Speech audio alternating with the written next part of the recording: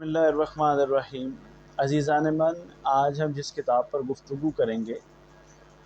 उसका नाम है यादों का जश्न। और ये किताब कुंवर महिंदर सिंह बेदी सहर साहब की खुद नविश स्वाने उमरी है और बड़ी दिलचस्प किताब है। और ये जो किताब है ये कुंवर साहब ने जोश मली आबादी की जो किताब है यादों की बारात, उससे मुतासिर होकर लिखी। जो जोश मली आबादी बड़े मारूफ शायर थे, दानिश्वर थे, जो कि तकसीम के बाद पहले हिंदुस्तान में ही रहे और उसके बाद 60 की दहाई में पाकिस्तान आ गए। लेकिन वो बहुत कदावर शख्सियत थे। उन्होंने अपनी यादों पे, मुंतशिर यादों पे मुश्तमिल जो किताब ग़ालिबन उनकी वफ़ात के बाद शाया हुई, उसका नाम था यादों की बारात। अब यादों की बारात जो है उसी से मुतासिर होकर कुंवर महिंदर सिंह बेदी ने यादों का जश्न जो है वो अपनी खुद नविश्त स्वाने उमरी लिखी। इनकी जो किताब है यादों का जश्न, वो कई लिहाज से दिलचस्प है। पहली बात तो ये है कि वो खुद नविश्त या वो स्वाने उमरियाँ जो किसी ऐसे शख्स के बारे में लिखी जाएं जो बहुत मारूफ हो या जिसने ज़िंदगी में कुछ बहुत हासिल किया हो, कि जिसने ज़िंदगी बहुत भरपूर तरीके से गुजारी हो, उसके अंदर दूसरों के लिए बहुत से असबाक होते हैं। इसी तरह कुंवर साहब की इस किताब के अंदर दूसरों के लिए यानी हम सब लोगों के लिए बहुत कुछ सीखने का सामान है।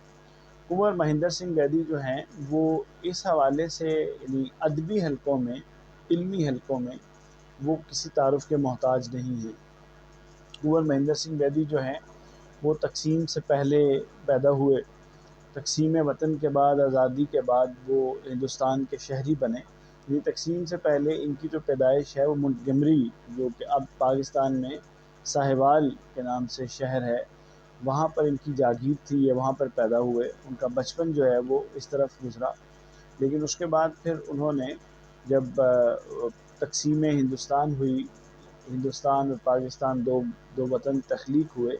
तो कुंवर महिंदर सिंह बेदी जो है वो वहाँ हिंदुस्तान में रहे और उन्होंने बहुत भरपूर ज़िंदगी गुजारी। उनकी जो ये किताब है यादों का जश्न, उसमें कुंवर साहब ने इसको थोड़ा सा गैर रवायती अंदाज में लिखा है। किताब के अंदर के पहले हिस्से में तो उन्होंने अपनी ज़िंदगी के बारे में, अपने तजुर्बात के बारे में बताया है। किताब के दूसरे हिस्से में उन्होंने बहुत सारी ऐसी शख्सियात का मुख्तसर तज़किरा किया है जिनसे वो मिलते रहे, और उसके बाद फिर उन्होंने कुछ वाक़यात का ज़िक्र किया है, फिर कुछ अदबी लतीफ़े हैं और फिर कुछ शख्सियात हैं और फिर किताब ख़त्म हो जाती है। कुंवर महिंदर सिंह बेदी जो हैं, इनका जो ताल्लुक़ था वो एक बड़े ख़ानदान से था। बड़ा ख़ानदान इस हवाले से कि जागीरदार ख़ानदान था। फिर इनके जो दादा थे वो एक बाबा खेम जो थे वो एक मारूफ शख्सियत थे अंग्रेज़ दौर में भी, और उनकी बड़ी, ये रावलपिंडी के इलाके में वो रहते थे और उनका एक बड़ा, आप समझ सकते हैं कि असर व रसूख भी था और लोगों के यहाँ उनकी बड़ी, और तमाम लोग, तमाम मज़ाहब के लोगों के यहाँ उनकी बड़ी पज़ीराई थी। अब ज़रा एक बड़ा ख़ानदान था और ख़ुद ये लिखते हैं कि इनका ताल्लुक़ बाबा गुरु नानक के ख़ानदान, सिख मज़हब से इनका ताल्लुक़ है। बड़े आज़ाद ख़याल आदमी हैं, बड़ी दिलचस्पी के साथ उन्होंने अपने अक़ायद का ज़िक्र किया है। और बाबा गुरु नानक जो हैं उनके ख़ानदान से इनका ताल्लुक़ है। तो एक तरह, जिस तरह हमारे यहाँ सादात इस बात के ऊपर बहुत फ़ख्र करते हैं कि उनका ताल्लुक़ रसूलुल्लाह सल्लल्लाहु अलैहि वसल्लम के ख़ानदान के साथ है, इसी तरह कुंवर महिंदर सिंह बेदी सहर साहब जो हैं और इनका ताल्लुक़, चूँकि बाबा गुरु नानक जो कि सिख मज़हब के बानी हैं और वैसे भी एक बड़ी शख्सियत हैं, उनके साथ है। जो कुंवर साहब हैं, इन्होंने, इनकी जो स्कूलिंग है वो चीफ्स कॉलेज, जिसको अब हम पाकिस्तान में एचिसन कॉलेज कहते हैं, वहाँ पर इनकी स्कूलिंग हुई। और इनके बड़े भाई भी वहाँ पर पढ़े, ये ख़ुद भी वहाँ पर पढ़े, और इन्होंने वहाँ जो वक्त गुजारा उसको वो बहुत अच्छे तरीके से याद करते हैं। और वहाँ जो असातिज़ा उनको मिले, ख़ास तौर पे जो उनके मुसलमान उस्ताद थे, और उन्होंने जिस तरह उनको मुतासिर किया, और फिर उर्दू ज़ुबान से जो उनको एक मोहब्बत पैदा हुई, और फिर बाद के सालों में वो ज़िंदगी में उनके बहुत काम दिए। तो चीफ्स कॉलेज से तालीम हासिल करने के बाद ये गवर्नमेंट कॉलेज आ गए। गवर्नमेंट कॉलेज से इन्होंने पढ़ा और उसके बाद फिर इन्होंने जो मुकाबले के इम्तहान में, जो इंडियन सिविल सर्विस का इम्तहान उस वक़्त होता था, اس کی تیاری کی، لیکن یہ لکھتے ہیں کہ چند ایک ایسے سوالوں کے جواب دینے کی وجہ سے جس سے ان کا جھکاؤ آزادی کی طرف تھا اور انگریز حکومت سے ایک طرح کی نفرت جھلکتی تھی، تو جو کمیشن کا انگریز ممبر تھا اس نے ان کو سروس میں نہیں لیا، لیکن بعد میں پھر ان کو سروس میں پروونشل سروس میں لے لیا گیا، اور یہ جسے ہم کہتے ہیں extra assistant commissioner, city magistrate, اس طرح وہ رہے۔ اور اس میں پھر انہوں نے بہت سارے واقعات بیان کیے ہیں کہ اپنی زندگی میں مختلف شہروں میں ان کی پوسٹنگز ہوتی رہیں، یہ لائل پور فیصل آباد میں بھی پوسٹڈ رہے، یہ اس کے علاوہ گوجرانوالہ میں بھی ان کی پوسٹنگ رہی، اس کے علاوہ بہت سارے امرتسر میں ان کی پوسٹنگ رہی، ان کی بہت سارے جو اضلاع تھے ہندوستان کے، اس وقت پنجاب کے اضلاع جو کہ پروونشل سروس میں تھے، تو ان کے اندر انہوں نے اپنی سروسز انجام دی۔ اب چونکہ اس زمانے میں جو سول سرونٹ ہوتے تھے ان کے پاس صرف انتظامی اختیارات ہی نہیں ہوتے تھے بلکہ عدالتی اختیارات بھی ہوتے تھے، تو انہوں نے بہت سارے دلچسپ ایسے انتظامی واقعات بھی لکھے ہیں اور اس کے ساتھ عدالتی واقعات کا ذکر بھی اپنی کتاب میں کیا ہے، جس کو ظاہر ہے کہ ہم یہاں اس طرح سے بیان نہیں کر سکتے ہیں۔ ان کی لائف کے اندر، ان کی زندگی کے اندر دو بڑی پوسٹنگز ہیں، ویسے تو بہت سارے شہروں میں یہ پوسٹڈ رہے اور انہوں نے ہر پوسٹنگ کا بڑے اچھے طریقے سے ان واقعات کا انہوں نے ذکر کیا ہے، مگر دو پوسٹنگز کا انہوں نے خاص طور پہ ذکر کیا ہے۔ ایک 1940 میں جب ان کو نیشنل وار کمیشن کا سربراہ بنا کے دلی بلایا گیا، اور وہاں ان کی ذمہ داری یہ تھی کہ جو دوسری عالمی جنگ تھی اس میں جو برطانیہ کا کردار تھا اور اس میں جو ہندوستان کا کردار تھا، اس کے لیے ایک ایکسیپٹیبلٹی، ایک قبولیت پیدا کرنا، اس کے لیے ان کو بہت سارا بجٹ بھی دیا گیا، اور اس میں ان کا کام اصل میں یہ تھا کہ یہ شعراء، ادباء کے ساتھ، ادیبوں کے ساتھ مل کے، شعراء کے ساتھ مل کر، بڑے بڑے لوگوں کے ساتھ مل کر، صنعتکاروں کے ساتھ مل کر لوگوں کے اندر جنگ کے لیے ایک قبولیت، اور ہندوستان کا جو جنگ میں کردار تھا اس کے لیے قبولیت پیدا کریں۔ عمر صاحب لکھتے ہیں کہ اس زمانے میں ان کو بہت سارے لوگوں کے ساتھ کام کرنے کا موقع ملا، ان کو دلی کو سمجھنے کا موقع ملا، اور انہوں نے فیض احمد فیض ان کے عملے میں تھے، ماہر القادری تھے، اس کے پنڈت علی چند اختر تھے، جوش ملی آبادی تھے، بڑے بڑے جو نام تھے، فراق گورکھپوری تھے، ان تمام ادیبوں اور شاعروں سے ان کی بہت ملاقاتیں ہوئیں، بڑے بڑے لوگوں سے ان کی ملاقاتیں ہوئیں، اور انہوں نے کس طرح سے کمپین اپنی چلائی وہ دلچسپی سے خالی نہیں ہے۔ لیکن وہ جو 4-5 سال یہ تقسیم سے پہلے تک نیشنل وار کمیشن کے سربراہ کے طور پر دلی میں رہے اور انہوں نے اپنی کمپینز وہاں پر پبلسٹی اور کمپین دیکھی، اس سے ان کو دلی شہر میں بہت زیادہ قبولیت مل گئی۔ کنور جی کو جب آپ پڑھتے ہیں تو ان کے مزاج کے اندر دوسرے مذاہب اور دوسرے نقطہ نظر کے لیے بڑی نرمی پائی جاتی، اس لیے ان کے ہاں ذرا یہ جو ایک تقسیم سے پہلے کا ہندوستان تھا جہاں پر تمام لوگ، تمام مذاہب کے لوگ تمام شہروں میں رہتے تھے، تقسیم کے بعد تو اب صورتحال مختلف ہے۔ ہمارے یہاں پاکستان میں خاص طور پہ پنجاب کے اندر، کے پی کے اندر اور بلوچستان کے اندر تو بہت کم ہمیں ہندو اور سکھ ملتے ہیں۔ سکھ اب آپ کو وہ ننکانہ صاحب کی وجہ سے نظر آتے ہیں، لیکن سندھ میں ابھی بھی ہندو آبادی ہے، لیکن اس سے پہلے تو ہندوستان کے ہر شہر میں ہر مذہب کے لوگ رہا کرتے تھے،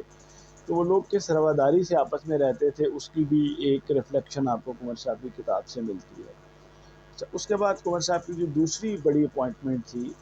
وہ اس وقت تھی جس وقت تقسیم ہو گئی، فسادات شروع ہو گئے، انتشار پیدا ہو گیا،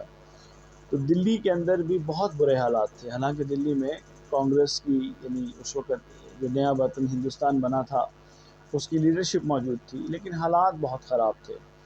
ان خراب حالات کے اندر یہ مطالبہ سامنے آیا کہ کسی طرح سے کنور مہندر سنگھ کو سٹی مجسٹریٹ لگایا جائے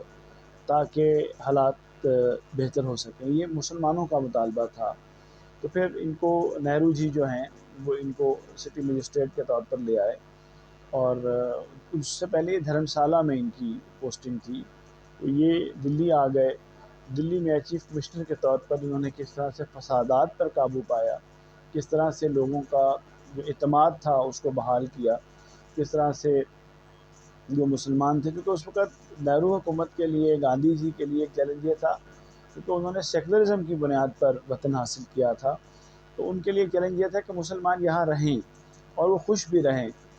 تاکہ لوگوں کو یہ پیغام جائے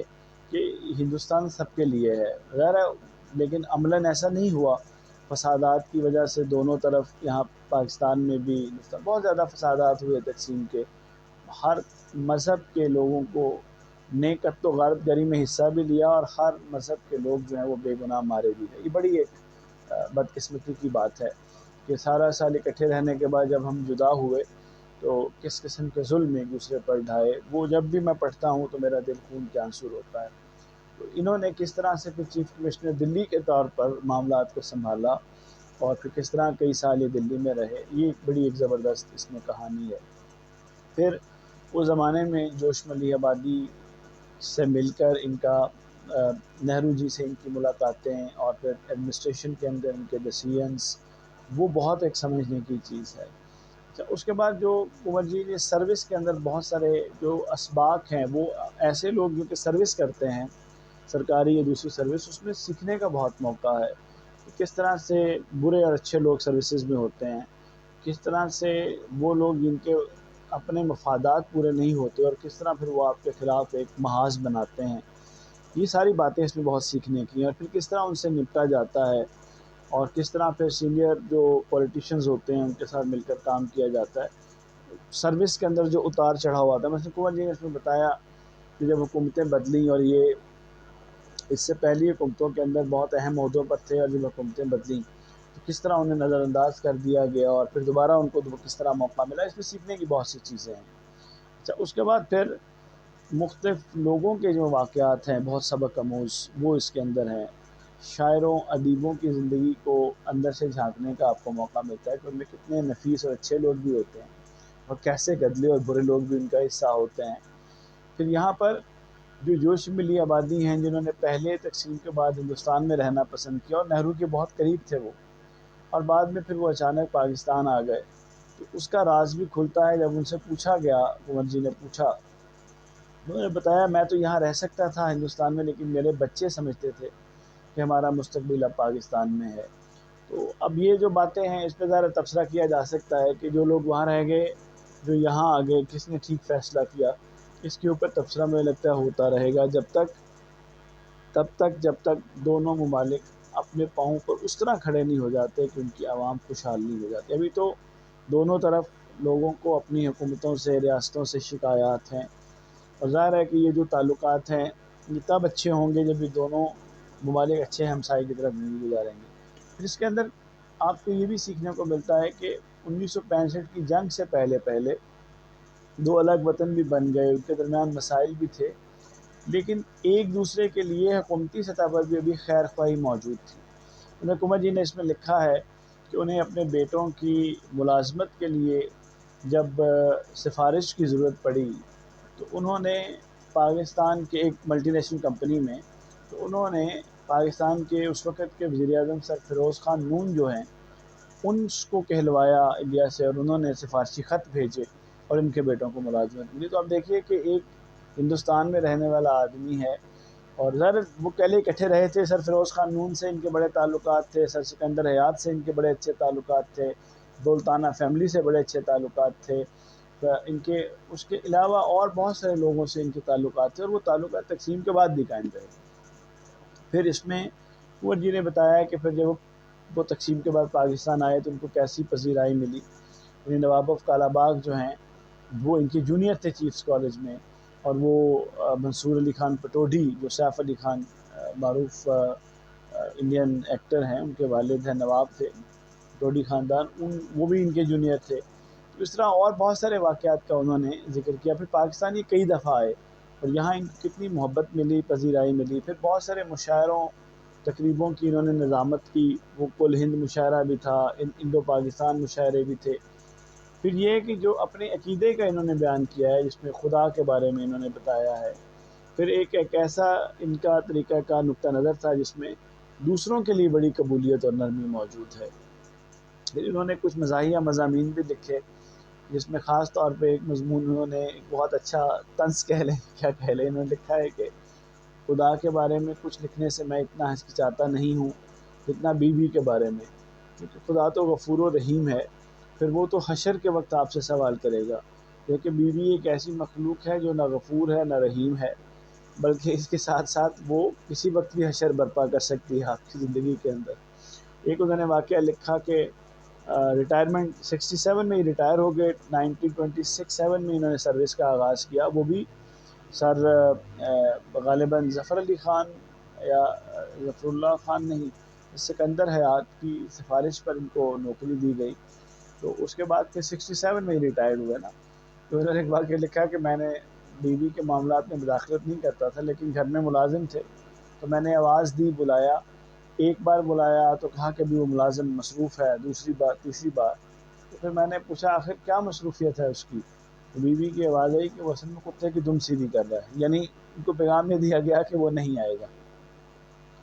اس طرح انہوں نے شخصیات کے بارے میں لکھا ہے۔ پھر انہوں نے کچھ واقعات لکھے ہیں، شکار کے بہت شوقین تھے،